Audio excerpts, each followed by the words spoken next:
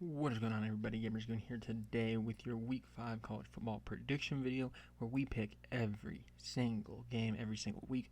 Big weekend of college football ahead, and let's see our new updated top 25 from the channel. As you see, Illinois completely out, embarrassing loss to Indiana. I'm not very happy about it. Once again, told you, Illinois and Oregon fan. Look at my face. Not happy. We're in Oregon this week, by the way, repping them heading in to the Penn State game. But here's the updated top 25. We are going to start off on the Thursday games. So let's get on over here to the Thursday games.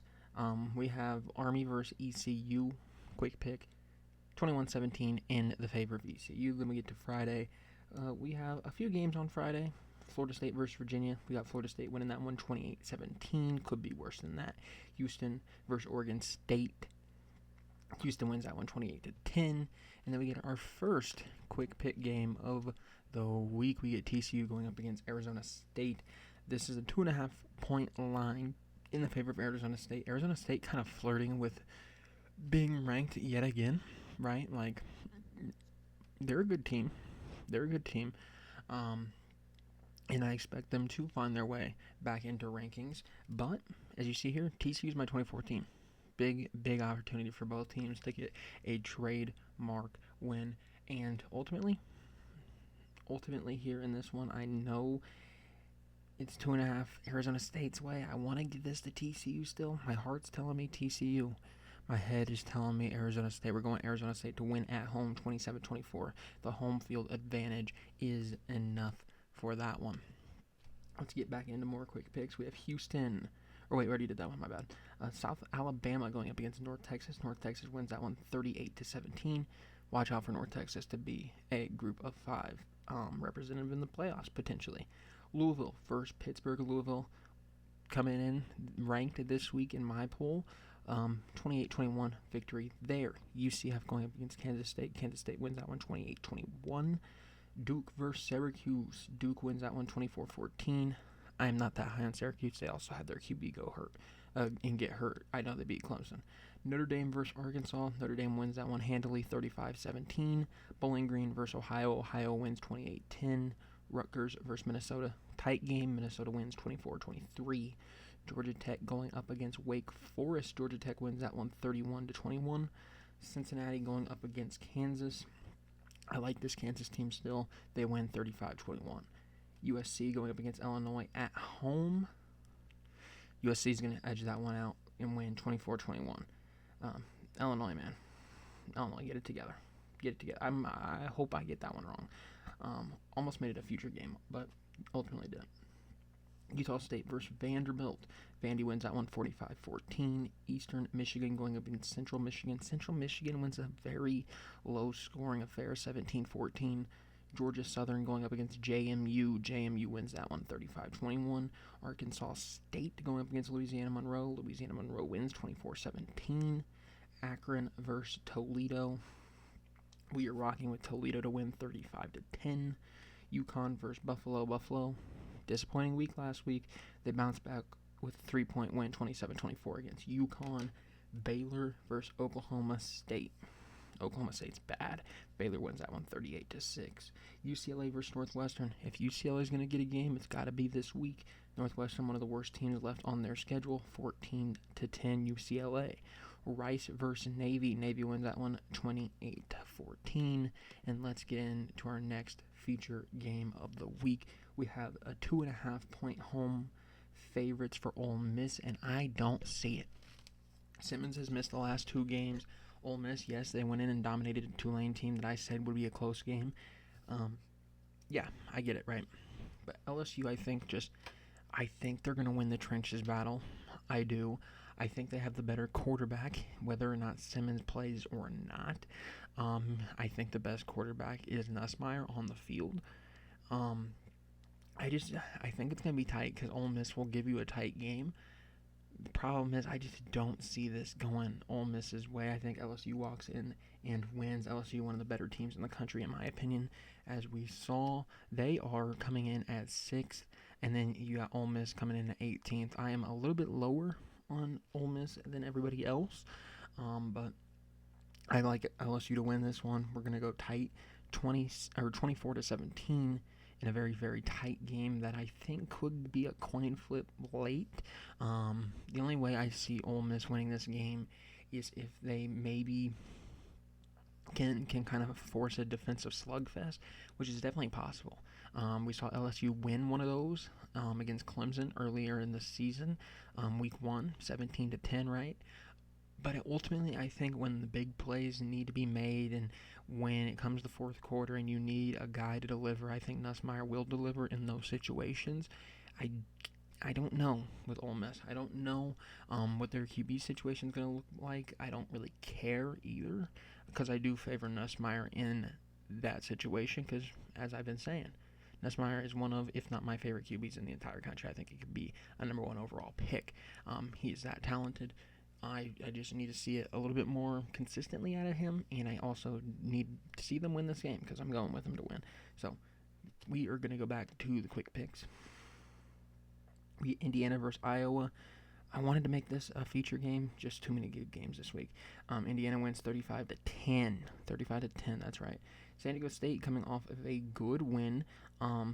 They are going to play NIU. And it's going to be another low-scoring NIU game. I respect the NIU defense. They just won't win. San Diego State wins 17-10. Auburn versus A&M. A&M should have their way, 38-21. California going up against Boston College. I got 21-7. Cal coming off the SDSU loss. Utah going up against West Virginia. Utah need to bounce back. They win 28-14. Lindenwood versus Miami, Ohio. We got Miami, Ohio winning that one 28-14. New Mexico State versus New Mexico. We got New Mexico winning 24-14. Hawaii versus Air Force. My apologies. 24-21 in the favor of Hawaii. Tennessee versus Mississippi State. Very close to making this a feature game. Let's go over here. This is as close to a feature game as you can get. We got number 20 versus number 23 in my poll. But ultimately, this was not one of the feature games for me. I think it's going to be close. Tennessee wins a close one, 27-24. Liberty versus Old Dominion. Old Dominion should win that one, 31-17. Pretty comfortably there. Kennesaw State going to be hosting Middle Tennessee. Two not-so-great teams. Kennesaw State wins a terrible game at 17-14, and let's get into Ohio State versus Washington. This one I can't lie, I am excited for. I want to see what Ohio State looks like when you have to answer. Washington looks shaky. They looked shaky for a while against Washington State. They ended up pulling away. Ohio State, this is your first test that's not Texas. That might be able to pull it off, right? They might be able to pull it off. This is one of those teams, like the Texas game, right? You knew it was a 50-50 game. This one is probably 75-25 kind of game. What do you look like when you're the favorites? You're the clear favorites to win this game, but it is a team in Washington that is capable of pulling off the upset. 28-7 against Austin Peay, not great, right? Washington, if you play that way, could maybe make some noise and make this a game going into the fourth quarter. I think it's going to be closer than the line. The line's at 9.5 Ohio State. I don't see this Ohio State team running up the score against Washington. I think really, if you are Ohio State, though, you need to put pressure on Damon Williams and make him make mistakes, right? You need to win the turnover battle in this game because if you don't, if you let Washington play a clean game, you could be in some danger going into the fourth quarter, and once you get to the fourth quarter, all bets are off, right? It takes one bad mistake here, one error here, one error there, and Washington might be pulling it off at home. This is a game they're going to have their crowd in their back pocket. It's going to be a loud game for Ohio State. Obviously, you played Texas earlier in the season. That's a game you kind of knew what you were getting into. Washington's one of those teams that can creep up on you. You can't necessarily be looking ahead. We'll see what happens here, but Washington, I think they're going to make it a game. I don't love Washington to win. Don't love it. But I do think there's a slim possibility there of doing it. We are going to rock with Ohio State to win 28-24, but don't be shocked if in the fourth quarter Washington has a chance to pull away with it. All right. Next, we go to Rhode Island versus Western Michigan. Western Michigan going to win that one 28-13. Memphis versus Florida Atlantic. That one should be easy for Memphis. Memphis has looked pretty good, 28-17 in the favor of Memphis. Virginia Tech going up against NC State. NC State, man, what happened? What happened to Duke in the Duke game? But NC State wins this one 24-17. And here's my biggest call of the week. I mean, it's not a feature game. I wanted to make it one. In a normal week, it might have been. It's going to be an upset. It's going to be one that you're not looking at on paper. It's going to be a road one. Arizona is going to walk into Iowa State, and they are going to win the game. Mark my words. I like this Arizona team. I'm also a fan of this Iowa State team. But I do think that Arizona, and like I said, Arizona's not in my top 25. But I think they're a capable team. I think they're a team that is able to pull off an upset. And I need to see them do it in order to rank them. But Arizona is a team that's been kind of just on the outs looking in and potentially being in my top 25. They've been shortlisted for a while on potentially making in. They haven't yet. I haven't seen the right opportunity for them to. This is their week to move in. I'm rocking with them 28-27. Next, we get to Western Kentucky going up against Missouri State. Missouri State going to lose that one 21-14. Jackson State taking on Southern Mississippi. Southern Mississippi going to win 24-21. And let's get into our second to last feature game of the week. We got Alabama versus Georgia. Man, I don't want to leave my house on Saturday. Like, these games are good. They're good. Alabama, Georgia, going to be tight, going to be a fun one. Two quarterbacks here that have played impressive football. Simpson of Bama and Gunnar Stockton, who looks the part at Georgia. Obviously, we know that they can put up points, right? I don't know if you're going to get that kind of game out of this. I think it's going to be one of those middle-scoring games. Don't love it as a high-scoring game. I think Georgia potentially could be have an argument for the number one team in the country. Alabama, like we said, from the get-go after the Florida State game, they're good. They are good. Quick reminder where they all line up. Georgia's number 3 for me. Bama's at 14 for me. Top 15 matchup even. A game that it's going to be tight. Alabama's going to give you a fight. I don't think it's going to be like the Florida State game. I think Alabama is going to have playmakers make plays. I think they're going to be in this game. But ultimately, it comes down to Georgia's playing at home. Georgia's the better team. When push comes to shove, I trust Kirby Smart more than Kalen DeBoer in a big game.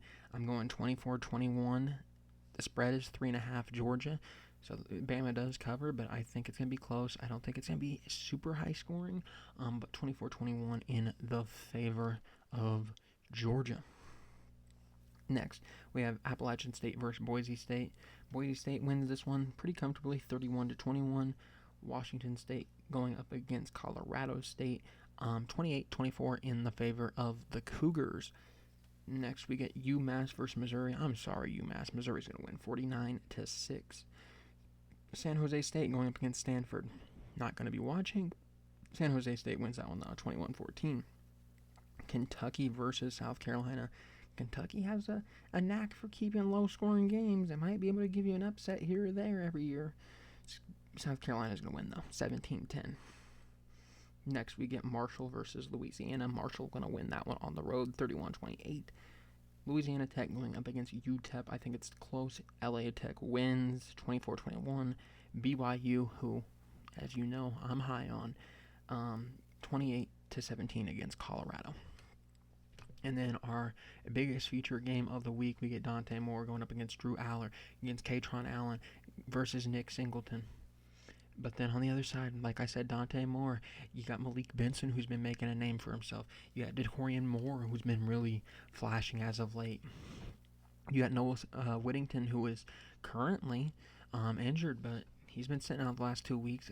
I understand he's probably could have played if needed. Well, they haven't needed them. They haven't needed them because everything's been easy for Oregon. Everything's been easy to this point. Neither team has really been tested. I would lean towards Oregon being the more tested of the two, playing Northwestern, Oklahoma State. Penn State, they haven't been tested. It's just plain up. They haven't been tested. Um, Oregon not necessarily battle tested either, but you got good reps in. You dominated Power Four teams. You made Oklahoma State look really, really bad. You had a 34-0 lead at one point against Northwestern, and then the fourth quarter happened, and you showed some remorse, and they made the score look a little bit prettier. But your defense has been good against lesser competition. Same thing with Penn State, right? They've looked good against lesser competition. What's it going to look like against the toughest guys you're going to see all year? For Oregon, this is their biggest matchup of the year. For Penn State, it's either Oregon or Ohio State, right? It's going to be a tough one. It's going to be a gritty one. It's a whiteout. All signs point to Penn State winning this one. James Franklin, we know he's kind of struggled to win the big game here and there. Penn State, 3.5-point favorites. They've been struggling to maintain the spread. I don't know. I think you're going to get to the game on Saturday. It's going to be close. I think it's going to be one of those games. It's going to be whoever has the last possession. It's going to be who outcoaches who. It's going to be who makes the play when they need to make the play. And so far through a couple games, I think Dante Moore's the guy that's going to make the play. I think Dan Lanning's the guy that's going to outcoach Franklin when it needs to be done. Is it comfortable? No.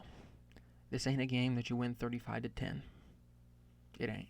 It's going to be close. It's going to be nitty and gritty.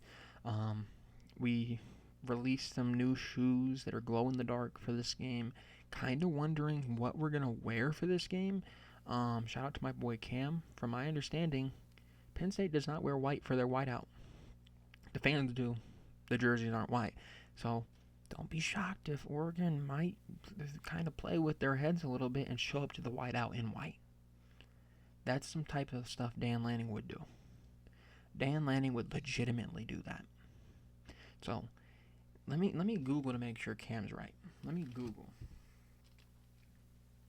Does Penn State wear white during the whiteout? No, they do not wear their white because the NCAA rules prohibit the home team from wearing away whites while the entire stadium of fans wears white to create a deafening atmosphere. They have to wear their home uniforms. I believe the uniform in this picture is their home uniform. I had to take a sip of my lemonade. But don't be shocked. Oregon will show up to a whiteout and a whiteout. They will show up with white.